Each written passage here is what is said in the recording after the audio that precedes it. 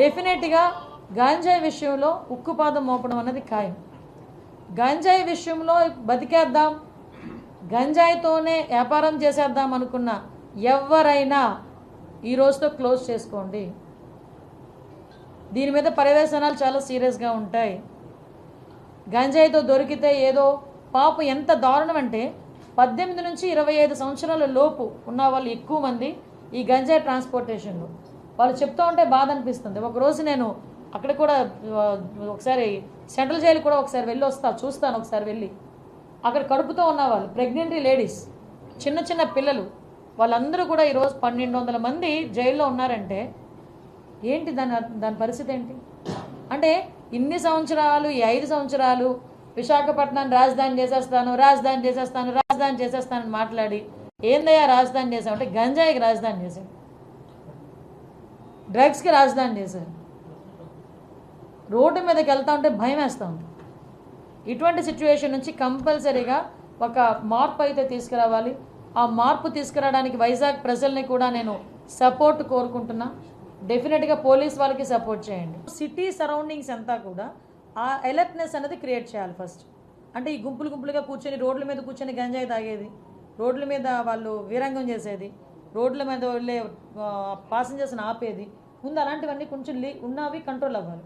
దానికి కంట్రోల్ అవ్వడానికి ముందు టాస్క్ ఫోర్స్ అనేది పనిచేస్తుంది. ఇంకోటి కూడా చెప్తున్నా, ఇప్పుడు ప్రతి ఒక్క చోట పోలీసులు వెళ్ళి కూర్చొని చూడలేరు.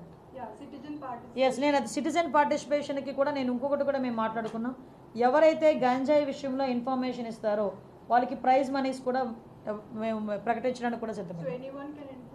Yes, exactly. మీకు వీలైతే టోల్ ఫ్రీ నెంబర్ కూడా ఇమీడియట్గా మీకు ఒక 10 డేస్లోనే, అంటే నీ ఛార్జ్ తీసుకుని 1 వీక్, 10 డేస్ కూడా అవసరం లేదు, నాకు 1 వీక్లోనే ఒక టోల్ ఫ్రీ నెంబర్ చెప్తాం. ఎవరైనా ఇన్ఫామ్ చేసింది కరెక్ట్ అయితే కనుక ఇన్ఫామ్ చేసిన వాళ్ళకి గోప్యంగా ఉంచుతాం, వాళ్ళని బహిర్గతం చేయం. ఒకటి భయం క్రియేట్ అవ్వాలి, 2 వాళ్ళకి లైవ్లీహుడ్ కావాలి. ఈరోజు గంజాయి ఎందుకు పండిస్తున్నారు? వాళ్ళు గిరిజనులు, అందరూ కూడా అమాయకులు.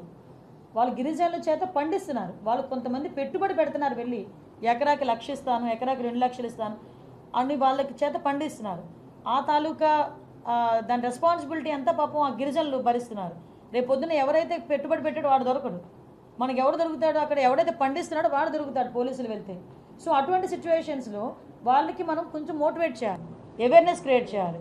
అవేర్నెస్ క్రియేట్ చేసి ఆటోమేటిక్గా ఇప్పుడు ఏదైతే కొంత మేరకు ఈ టర్మరిక్ అని, జింజర్ అని, నేను అదే అడిగాను, వాట్ అబౌట్ కాఫీ ప్లాంటేషన్ అన్నా. ఎందుకంటే మ్యాక్సిమం ఈ వ్యవసాయం కూడా పోడు వ్యవసాయంలో చేస్తారు. ఈ వాల్స్ మనకి కొండ హిల్స్కి సంబంధించిన స్లోప్స్లోనే జరుగుతుంది ఎక్కువ. ఈ స్టెప్ బై స్టెప్ అది పోడు వ్యవసాయం అంటారు. ఆ పోడు వ్యవసాయంలో జరుగుతుంది. కాఫీ ప్లాంటేషన్కి that is a suitable area కూడా. యాజ్ టాప్ 3 ప్రయారిటీస్ అయితే ఫస్ట్ థింగ్ గంజాయి డ్రగ్స్, కంట్రోల్ ఆఫ్ గంజాయి and drugs. Second thing is protection of women. Third కూడా ఏంటంటే భూములు కబ్జాలు కాకూడదు.